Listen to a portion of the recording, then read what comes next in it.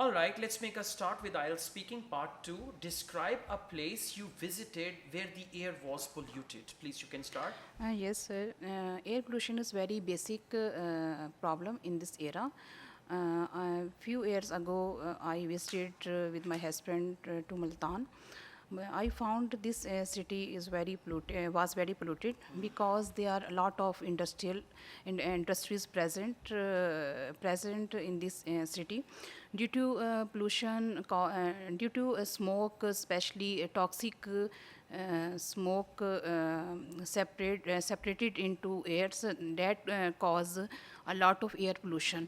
Especially, it cause depletion of ozone It layer. causes. It causes depletion of ozone layer. So I feel very bad because I am asthma patient. So I felt a lot of breathing issue as well as my eyes felt a lot of disturbing due to this air pollution. Then I discussed this issue with my relatives as well as my husband. So I know that there are a lot of pollution.